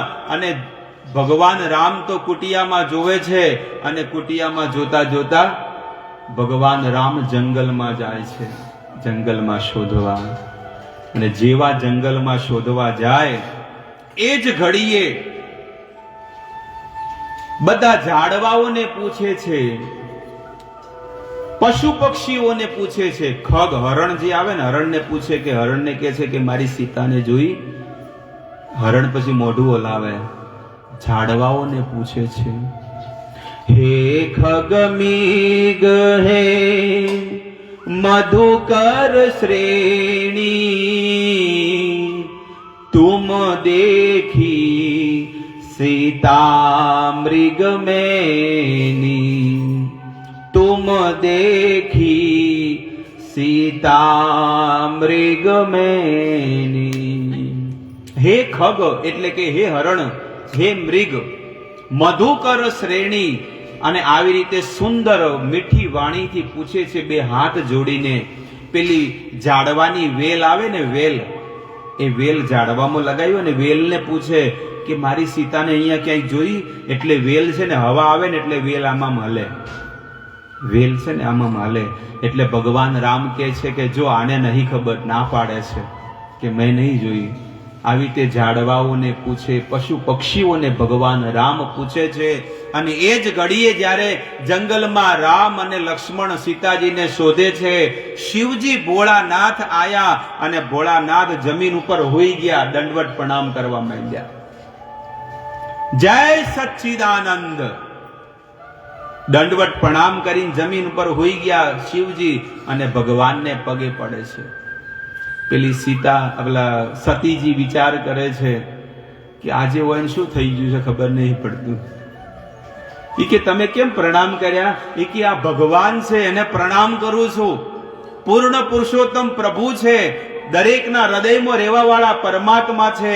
અને આજે એ ભગવાન રામ આ જંગલમાં મને મળી ગયા એટલે હું ભગવાનને પગે પડું છું, હાથ જોડીને દંડવત પ્રણામ કર્યા. સતીજી વિચાર કરે છે કે આજે અમારા સ્વામીનું ખસી ગયું લાગે છે. આને ભગવાન માને છે? જે એક હજી તો સતી અને શિવજી કાગભૂષણડી પાસે જઈને કથા સાંભળીને જ આયા છે ભગવાન રામની. હજી કથા સાંભળીને આયા અને અહીંયા સતીજીને સતીજી વિચાર કરે છે કે આ અમારા સ્વામીને આજે શું થઈ ગયું ખબર નહીં. જે માણસ ગાંડાની જેમ પોતાની પત્નીને શોધતો હોય એ ક્યારે ભગવાન હોઈ ન શકે. અરે સંસારનો સાધારણ માણસ પણ જો કોકની બૈરી ખોવરાઈ જાય ને તો જઈને પોલીસ કમ્પ્લેન્ટ કરે, ઝાડવાઓને ન પૂછે કે ભાઈ મારી પત્નીને જોઈ છે. પણ સતીજીને ક્યાં ખબર છે કે સચ્ચિદાનંદ પ્રભુ ભગવાન છે. એટલે ભગવાનને કોઈ ઓળખી ન શકે. સંતો તો કે છે ને, એ જી તારો પામે નહીં કોઈ પાર કળાતે અજબ રચી કીર્તાન કળાતે અજબ રચી કીર્તાન. એક માણસ વિચાર કરે છે, સંસારી વ્યક્તિ હતો. ઈ જઈને એના દાદાને જઈને કે, દાદાને કે ભા આ ભગવાને કેવી સૃષ્ટિ રચી છે. પેલા મોટા મોટા કાલેંગડા આવી ને, કાલેંગડા, મોટા મોટા કાલેંગડા જે છે ને, એ કે ભગવાને જમીનમાં ઉગાડ્યા. પેલા વેલામાં ઉગે ને કલિંગર, તરબૂચ મોટા મોટા નહીં આવતા 2-2 કિલોના, કે ભગવાને કેવું કર્યું છે કે પેલી નાના નાના જે ફળ છે ને એ મોટા ઉપર રાખ્યા છે અને મોટા મોટા જમીન પડ્યા છે. પેલું કોળું આવે ને, કોળું ને એવી બધી ભારે મોટી મોટી વસ્તુઓ જમીન પર જ પડી હોય. એટલે એ વ્યક્તિ એમ કે ભાગ દાદા કેવું ભગવાનની સૃષ્ટિ છે, ભગવાનને સૃષ્ટિ રસ્તાય ન આવડી. એટલે પછી છે ને એ છોકરો આગળ જતો હતો ને ત્યારે છે ને ઉપરથી નારિયેળ પડ્યું. નારિયેળ પડીને એના ખભે કે એના માથે પડ્યું ત્યારે એને ખબર પડી કે જો આવડું મોટું ખરબૂચું જો ભગવાને ઉપર લગાવ્યું હોત તો શું થાત. આ તો ખાલી દેખાડવા માટે ભગવાને આપણને આ બધી વસ્તુ આપી છે. પણ કહેવાનું તાત્પર્ય કે ભગવાને જે પણ સૃષ્ટિ રચી છે ને સમજી વિચારીને રચી છે. જેને જેવું જોઈતું હતું એને એવી જ વસ્તુ આપી છે. આપણને જો વધારે બુદ્ધિ આપી દીધી હોત ને વધારે પૈસો આપ્યો હોત તો આપણે સત્સંગમાં ન બેઠા હોત, આપણે પાકીટ લઈ અને બેગ લઈને ક્યાંક નોકરી ધંધે ભાગી ગયા હોત. સમજણ પડી? આજે જેને વધારે પાવર આપી દીધો છે ને વધારે બુદ્ધિ આપી દીધી છે ને એને સત્સંગમાં વિશ્વાસ નથી, એટલે એ વ્યક્તિ સત્સંગમાં આવીને નથી બેસી શકતો કે ના ના અમારે તો ઘણું હજી કોમ છે. આવી વસ્તુ આવે. પણ ભગવાને આપણી અંદર કેમ આવી બધી શ્રદ્ધા આપી છે? કંઈક આપણે ભૂલે ચૂકે કે પ્રેમથી જાણતા અજાણતા સાધુ સંતોની સેવા કરી છે, કોઈને દક્ષિણા આપી છે, કોઈને દાન આપ્યું છે, થોડી ભક્તિ કરી છે, ભગવાનનું નામ લીધું છે, એટલે આપણને સતત 4 દિવસથી હરિકથા અને સત્સંગ મળી રહ્યો છે. આજે આ કથાનો છેલ્લો દિવસ છે.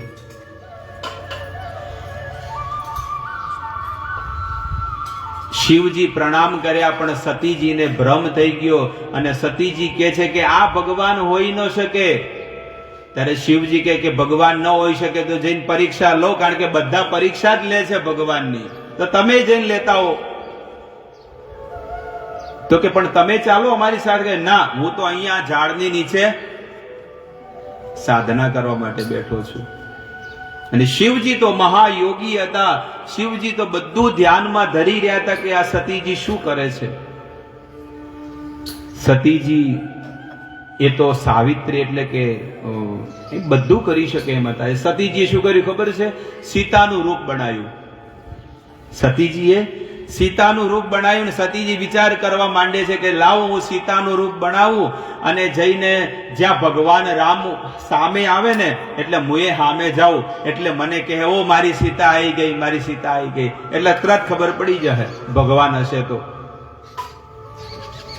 સતીજી આયા સામેથી અને ભગવાન સામેથી આવે છે એટલે ભગવાન રામ કહે છે કે ઓ માતા તમે અહીંયા જંગલમાં એકલા.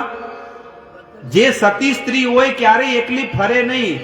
આમ તો મેં તમને સ્વામી સાથે જ જોયા છે. જે એકલી ફરતી હોય ને એને સતી સ્ત્રી ક્યારે ન કહેવાય.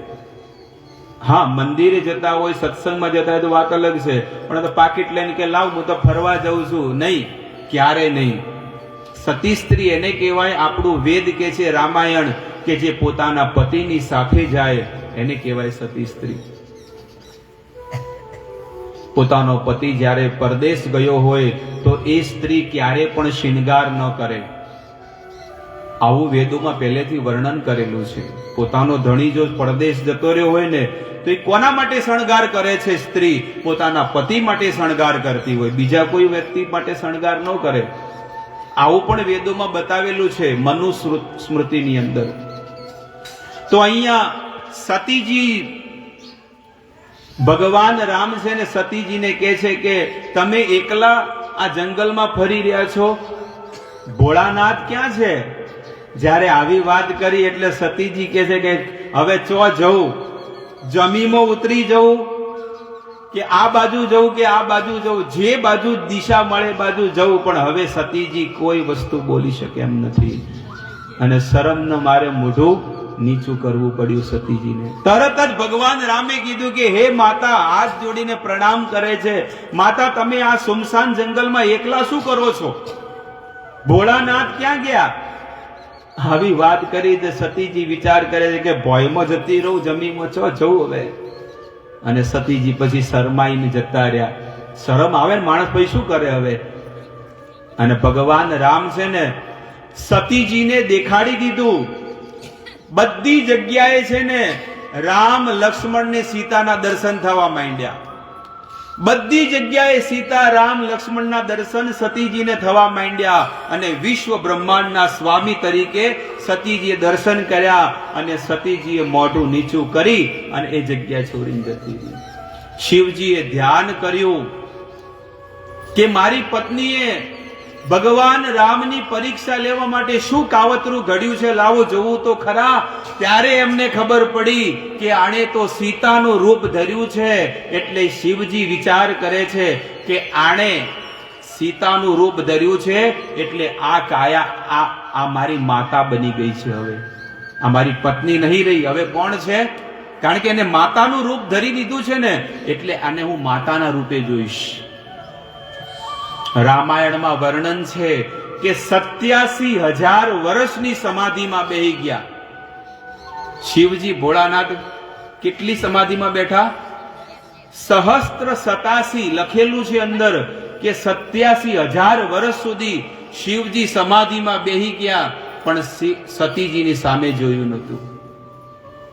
અને એ જ સતીજીને જ્યારે આમ સમાધિમાં પેલા બધી વાત કરી જ્યારે સતીજી આવ્યા ને એટલે કીધું કે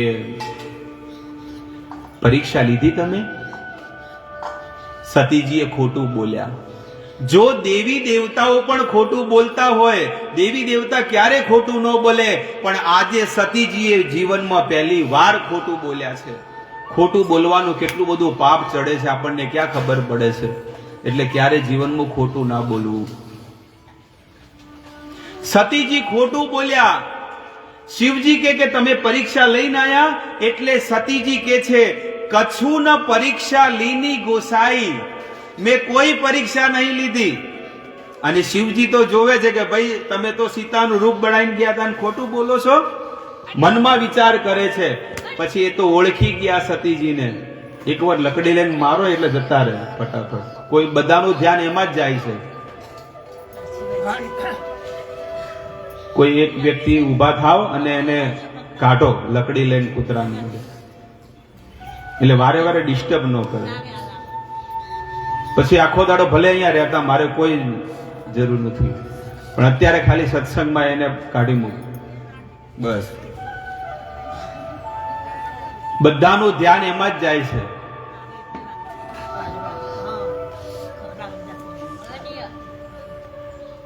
પાછળ આવશે બીજું.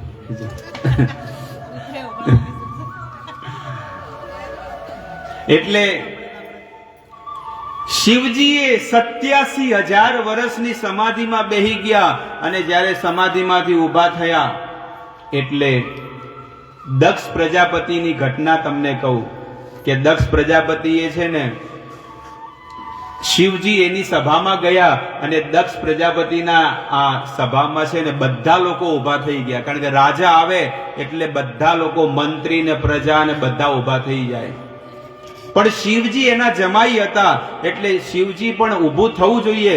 પણ તત્વથી જુઓ તો શિવજી શિવ તત્વ છે અને દક્ષ પ્રજાપતિ એ જીવ તત્વ છે. એટલા માટે શિવજી ઊભા ન થયા. પણ જેવા સિંહાસન ઉપર બેઠા એટલે દક્ષ પ્રજાપતિ જુએ છે કે બધા ઊભા થયા, પણ પેલો જવાઈ ઊભો ના થયો. એટલે દક્ષ પ્રજાપતિને આજે નાક છે ને લાલચોળ થઈ ગયું, આંખો લાલચોળ થઈ ગઈ, હોઠ ફફડાવા માંડ્યા, આમ ગમે તેમ ક્રોધ થવા માંડ્યો કે હારો આ ઊભો થતો નથી, જમાઈ કેવો હે. અને ભરી સભામાં બ્રહ્માજી પણ બેઠા હતા. એ સભામાં કોણ બેઠું હતું? બ્રહ્માજી પણ બેઠા હતા. અને ભરી સભામાં કીધું કે જુઓ, આ આખી સભામાં આ એવો નિર્લજ બેઠો છે કે હું આયો તો ઊભોય ન થયો. હું એનો સસરા થાઉં છું અને જમાઈને ઊભું થવું પડે કે ના થવું પડે? અરે મારે તો મારી દીકરી સતીના વિવાહ આની સાથે નતા કરવા, પણ આ ધોળી દાઢી વાળા બેઠા છે ને, 4 મોઢા વાળા, એને કીધું કે હક પણ કરો પરું, વેટો પરું. અમુક નહીં માસી ફૈયો વેટાયું છે, અમુક કે નહીં અમારા બાજુમાં છે, અમુક મોમાએ વેટાઈ દીધા, અમુક માસીએ વેટાઈ દીધા, અને પછી વેટાઈ ગયા. એવી રીતે દક્ષ પ્રજાપતિ કે છે કે આ ધોળા બાલ વાળા, ધોળી દાઢી વાળા, 4 મોઢા વાળા છે ને એને કીધું કે શિવજીની હાથે કરો પરા લગન. તો મેં કર્યા તો કરીને પસ્તાણો. એવું ભરી સભામાં અપમાન કર્યું, પણ શિવજીને પેટમાં પાણી ન વળ્યું. શિવજી તો એમનેમ જ બેઠા છે, આનંદ બ્રહ્મભૂત પ્રસન્ન આત્મા, આનંદથી શિવજી તો બેઠા છે. ત્યારે એ સભાની અંદર ભૃગુ ઋષિ મુનિ બેઠા હતા. ભૃગુ મુનિ, અને ભૃગુ મુનિ જે છે ને એ દાઢી પર હાથ ફેરવતા હતા કે વાહ, બહુ મજા આવી ગઈ હો, સસરા ને જમાઈ વચ્ચે જેવો ઝઘડો થયો. ભગ નામનો દેવતા છે ને એ ડોળા કાઢી રહ્યા હતા. વાહ, આપણે ઘણી વખત નહીં આવું થતું? જો કોઈ જગ્યાએ પ્રોબ્લેમ થાય તો લોકો કે હા જબરું થયો, જબરદસ્ત થઈ ગયું. અને પુંસા નામનો દેવતા હતો. પુંસા નામનો દેવતા, એ પુંસા નામનો દેવતા છે ને દાંત કાઢી રહ્યો હતો. ક્યારેક કોઈનું ખરાબ થતું હોય તો લોકો હસે ઉભા, પોતાના ઘરમાં ઉભા હે કે બરોબર થયું, કેવું થયું. આપણે પણ આવ્યું હશે અહુ, કોકનું ખરાબ થાય એટલે અહુ આવે કે ના થાય, હા જબરું થયું હો, ઘણી ઉછળતી હતી ને હવે ખબર પડી સારું થયું. જો એવી વહુ આવી ને બરોબર ધોળા દાડે તારા દેખાડી દીધા. અને પછી પોતાના દરવાજા થોડોક દરવાજો ખોલીને પછી નાટક બધું જોવે, પછી દાંત કાઢે.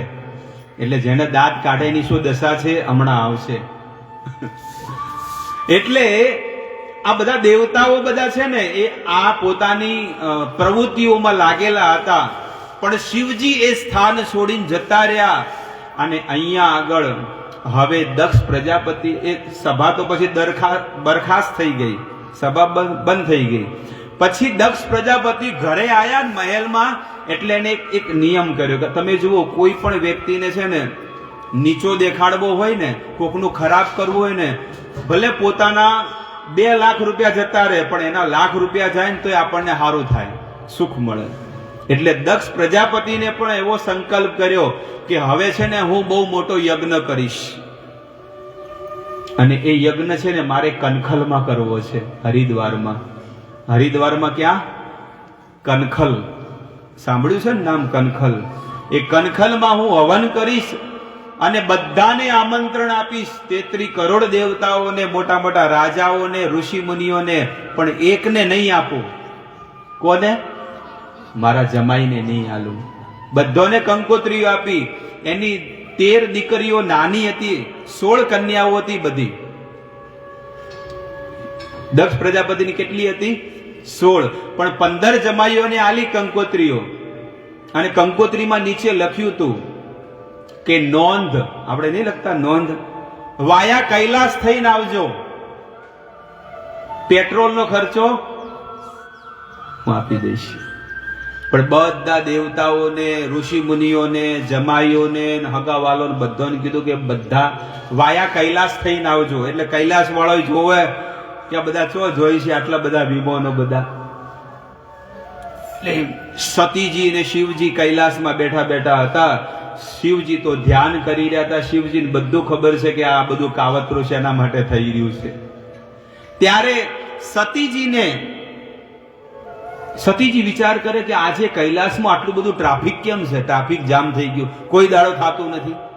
આપણે ડાંગિયા ગામમાં રસ્તા ખાલી પડ્યા હોય ને અચાનક ટ્રાફિક થઈ જાય તો બધી વસ્તી વળે કે ના વળે, જોવે કે આટલું બધું ટ્રાફિક ચોથી થઈ ગયું. પછી ખબર પડે કે આ તો કોઈક મોટા માણસના વિવાહ થઈ રહ્યા છે ને એટલે બધા બહારની ગાડીઓ બધી આવી છે, એટલે આખા ગામમાં બધી ગાડીઓ જ ગાડીઓ થઈ ગઈ છે. એવી રીતે સતીજી પણ છે ને બહુ બધા વિમાનો જયારે જઈ રહ્યા હતા આકાશના માર્ગે, 1-2 વિમાનને ઉભા રાખ્યા. ઉભા રાખીને કીધું કે આટલા બધા લોકો ક્યાં જાય છે? લો, ઘરમાં આટલો મોટો અવસર થઈ રહ્યો છે, આટલો મોટો હવન થઈ રહ્યો છે, તમને ખબર નહીં? તમારા પિતા દક્ષ પ્રજાપતિએ કનખલમાં મોટો હવન કર્યો છે ને આ પત્રિકા જુઓ, કંકોત્રી. અમન તો કોઈ ખબર જ નહીં. સતીજી કે કહેવાનું કદાચ ભૂલી ગયા છે, પણ કોઈ વાંધો નહીં, તમારે આપવું તો તમે કહી દો. હવે સતીજી છે ને જઈને બેલ મારી, સમાધિમાં બેઠા હતા ને એટલે બેલ મારવી પડે થોડી, કે ઊભા થાવ કે શું થયું? એ કે અમારા પિતાજીએ કનખલમાં બહુ મોટો યજ્ઞ કર્યો છે, તો આપણે એ યજ્ઞમાં જવું છે. શિવજી કે જે જગ્યાએ આમંત્રણ ન મળ્યું હોય એ જગ્યાએ ન જવાય. કદાચ કોક ભૂલી ગયું હોય અથવા ઈર્ષા વર્ષ આપણને કંકોત્રી ન આપી હોય, એમાં બે કારણ હોઈ જાય. જો આપણે ઘણી વખત આવું થતું હોય છે, એટલા માટે તમને કહું. ઘણી વખત કેવું હોય કે વ્યવહાર બહુ મોટો થઈ ગયો હોય, સગા સંબંધીઓમાં ક્યારેક કોઈને કંકોત્રી ન પણ આપી હોય, તો એવું ન માનવું જોઈએ કે અમને ન આલી તો અમારે નહીં જવાનું. પણ કદાચ એનો એ ભૂલી પણ ગયો હોય, અને બીજો ભાવ એવો પણ હોઈ શકે, ઈર્ષાવશનો પણ હોઈ શકે, ના એને નહીં આલવી આપણે. બે ભાવ હોઈ શકે, પણ એના ભાવ તમે જાણી ન શકો કે ભૂલી ગયો છે કે ઈર્ષાવશ નથી આપી, એ તમારે નક્કી કરવાનું છે. તો અહીંયા શિવજી કે છે કે જે જગ્યાએ આમંત્રણ ન મળ્યું હોય એ જગ્યાએ ન જવાય. ત્યારે સતીજીએ પણ બીજી વાત મૂકી. સતીજી કે છે કે ગુરુના ઘરે, ભગવાનના મંદિરે અને પિતાના ઘરે વગર આમંત્રણે જતું રહેવાય. અત્યારે આ ભગવાનનું મંદિર કહેવામાં આવે. અહીંયા આમંત્રણ મળ્યું હોય કે ન મળ્યું હોય, પણ આપણે આવીને એનો લાભ લેવો જોઈએ. સતીજીએ જ્યારે આવી વાત કરી, અને સતીજી કહે છે કે હું તો સુટકેસ ભરું છું, હું સુટકેસ ભરું છું, કપડા ભરું છું, તમે કહેતા તમારા બે જોડી નાખી દઉં. બોલો, શિવજીએ ના પાડી. અને શિવજી કીધું કે તમારે જાવું તો તમે જાઓ. નંદીને કીધું, આદેશ આપ્યો. નંદી છે ને એમનો વાહન, એમને કીધું એક કામ કરો, તમે જઈને પિતાના ઘરે મોકલી આવો, મૂકી આવો. શિવજી વિચાર કરે કે જો સતીને નહીં જવા દઉં તો અહીંયા મરશે, એને ના પાડું તો અહીંયા મરશે, અને ત્યાં જશે તો ત્યાં પણ હવનમાં, અને અહીંયા જો કદાચ મરશે તો પેલો પોલીસમાં કમ્પ્લેન્ટ કરશે પાછી. દક્ષ પ્રજાપતિ કે જે મારી છોડીને મારી નોશી, પોલીસ કેસ થાય, ઘણું બધું પ્રોબ્લેમ થાય. એટલે કે નંદીને કીધું કે હેમ ખેમ તે મૂકી આવો. નંદી જે છે ને એ જઈને મૂકવા ગયા.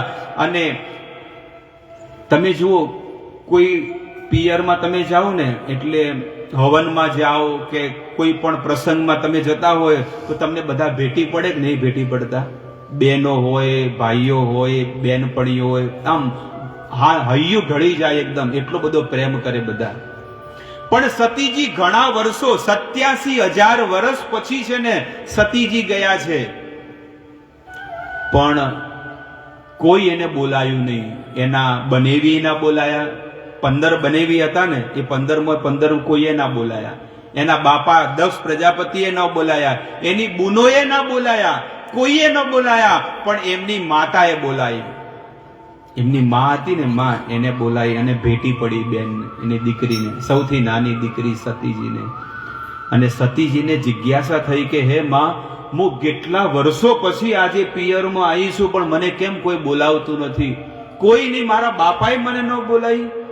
બેટા, તને ખબર નથી, તારા પિતાએ ભરી સભામાં તારા ધણીનું કેટલું મોટું અપમાન કર્યું છે. અને બધી વાત જ્યારે વીણી કીધું ને, ત્યારે સતીજી રોઈ પડ્યા. અને સતીજીએ કાન બંધ કરી દીધા કે મારા ધણીનું આટલું મોટું અપમાન, એટલે મારા ધણી મને અહીંયા ના પાડતા હતા આવવાની, કે જો આમંત્રણ ન હોય તો ન અવાય. જો આટલું મોટું બલિદાન આપ્યું છે. અને સતીજી છે ને, એ જઈને યજ્ઞ મંડપમાં છેલ્લી આહુતિ આપવાની હતી. અને આહુતિ આપતા સતીજીએ ભરી સભામાં ભદ્રકાલીનું રૂપ બનાવી દીધું.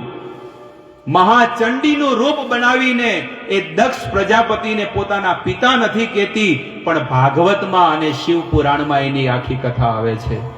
ભદ્રકાલીનું રૂપ બનાવીને કીધું કે હે દક્ષ પ્રજાપતિ, તમે શું જાણો કે શિવજી કોણ છે અને તમે કોનું અપમાન કર્યું છે? શિવજી એ શિવ તત્વ છે. શિવજી એ સંસારના કલ્યાણ કરવા વાળા છે, એટલે એનું નામ છે આશુતોષ. અને એ જ ભોળાનાથે સમુદ્ર મંથનની અંદર વિષ પીધું હતું, હલાહલ વિષ, અને જીવોના કલ્યાણ અર્થે એમને સત્કર્મ કર્યું હતું.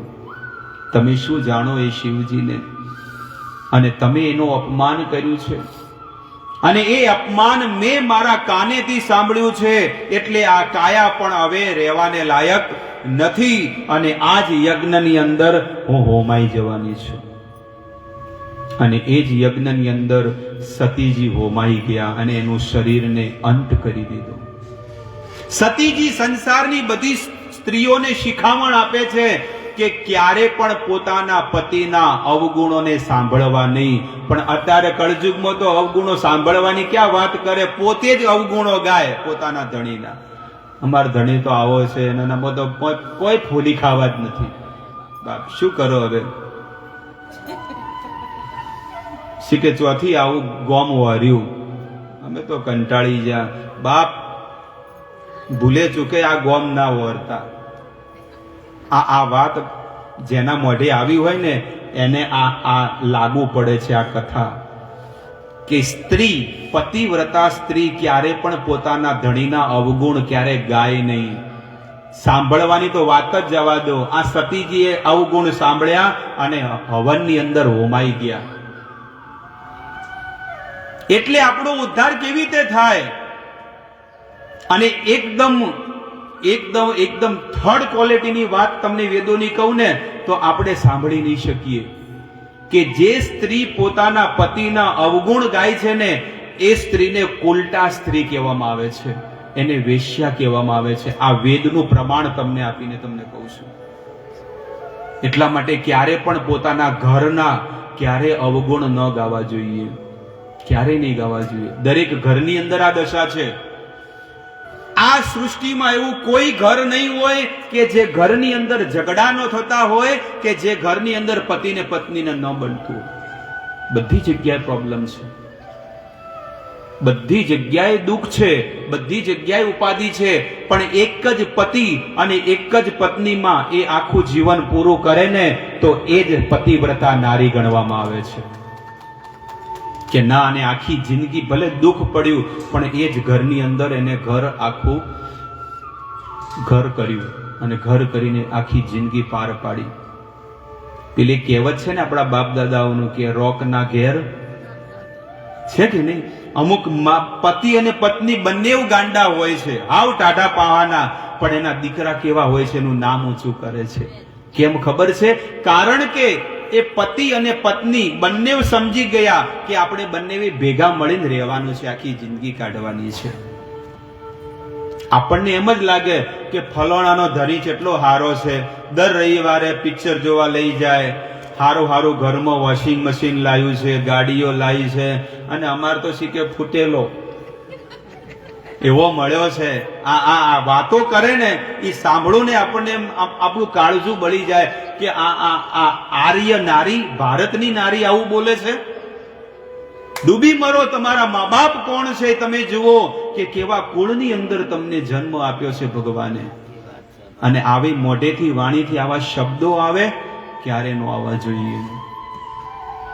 પતિવ્રતા નારી, સતી નારી, આર્ય નારી, અને જે કુળની અંદર આવી સ્ત્રી હોય એના અંદર ક્યારે આવા દુર્ગુણ ક્યારે ન હોય. સતીજી યજ્ઞની અંદર હોમાઈ ગયા.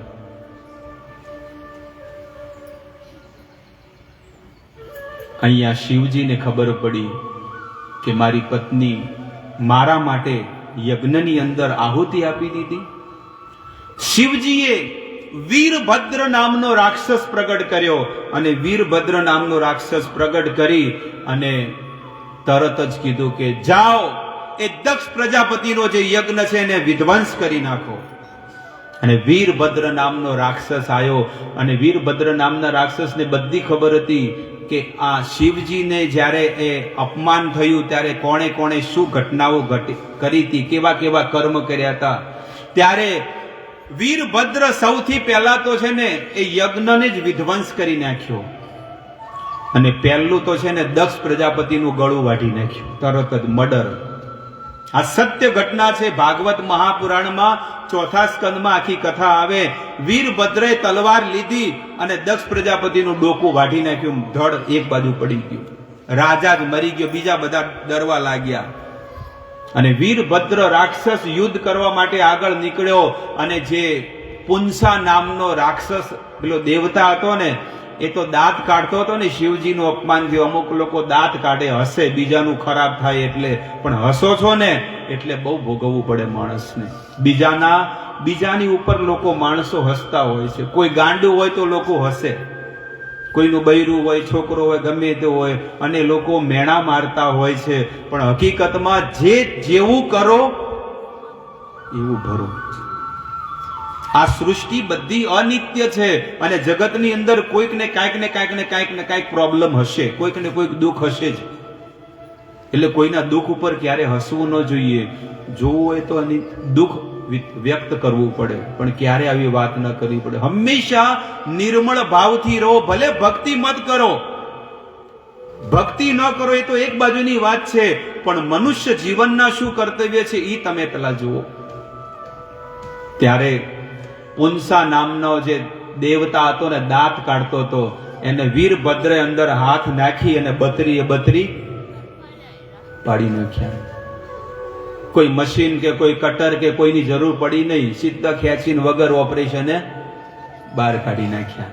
હવે હશ કે ભૃગુ ઋષિ જે દાઢી પર હાથ ફેરવતા હતા. ઘણા લોકોને કેવું હોય કે મૂછો ને દાઢી હોય તો મૂછો પર હાથ ફેરવે અને દાઢી પર હાથ ફેરવે. પેલા મુલ્લા લોકો નહીં ફેરવતા. એટલે અહીંયા જે ભૃગુ ઋષિ મુનિ દાઢી પર હાથ ફેરવતા, દાઢી જ ખેંચી દીધી, આખા બધું લોહી નીકળવા માંડ્યું. ભગ નામનો દેવતા ડોળા કાઢી રહ્યો હતો. વાહ! એટલે પેલો વીરભદ્ર છે ને, બે આંગળી લીધી અને આમ તલવારની સમાન બે આંખોની અંદર આમ નાખી અને બે ડોળા ખેંચીને કાઢી નાખ્યા, આંધળો બનાવી દીધો. આખી સભામાં બધાની સાથે જયારે યુદ્ધ કરવા માંડ્યા ત્યારે શિવજી પણ આયા અને બ્રહ્માજી પણ આયા. બ્રહ્માજીએ શાંત કર્યા, અને શાંત કરી અને યજ્ઞને પૂર્ણ કરવામાં મદદ કરવા માટે કીધું. ત્યારે શિવજીએ કીધું કે હવે બ્રહ્માજી કીધું કે આ દક્ષ પ્રજાપતિ જે આખી સૃષ્ટિનો રાજા છે, આને જીવતો કરવો પડશે, કે સૃષ્ટિ કેવી રીતે ચાલશે. એટલે કે એક કામ કરો, આને છે ને બકરાનું મોઢું લગાડી દઈએ. એટલે જે બકરું હતું ને, બકરાનું માથું વાઢી અને એને દક્ષ પ્રજાપતિને બકરાનું માથું લગાડી દીધું. આવી રીતે દરેકને દેવતાને ફરીથી જીવનદાન આપ્યું, અને શિવજી ફરીથી કૈલાસમાં જઈ અને સાધનામાં બેસી ગયા. ત્યાં આગળની ઘટના તમને કહું, પંચવટીની, કે ભગવાન રામ શોધી રહ્યા છે પોતાની પત્ની સીતાને. આ તમને કથા મેં તમને એટલા માટે ફરીથી પાછા રિવર્સમાં લાયા. અને ત્યાં આગળ નારદ ઋષિ મુનિ આવ્યા, અને નારદ ઋષિ મુનિ તો ઓળખી ગયા કે આ તો સાક્ષાત ભગવાન રામ છે. અને નારદ મુનિ ભગવાન રામના ચરણોમાં પડી ગયા, દંડવત પ્રણામ કરવા. અને નારદ ઋષિ મુનિ કહે છે કે આજે મારા કહેવાથી તમારે આ જંગલમાં ભટકવું પડે છે. કારણ કે નારદ મુનિએ કીધું હતું કે જાઓ, હું તમને શ્રાપ આપું છું કે તમારી પત્નીના વિયોગમાં તમે જંગલમાં ભટકશો. ખબર છે તમને આ કથા? આ કથા આવે છે રામાયણની અંદર, આખી કથા આવે છે કે નારદ ઋષિ મુનિ જે છે ને, નારદ ઋષિ મુનિ એક અપ્સરાને છે ને એને પરાસ્ત કરી દીધી. અપ્સરા એને ફોહલાવા આવી હતી, એટલે કે લાવો અને ભ્રમિત કરું. તો જઈને નારદ મુનિને છે ને, નારદ મુનિએ તો અપ્સરા ઉપર વિજયની પ્રાપ્તિ કરી,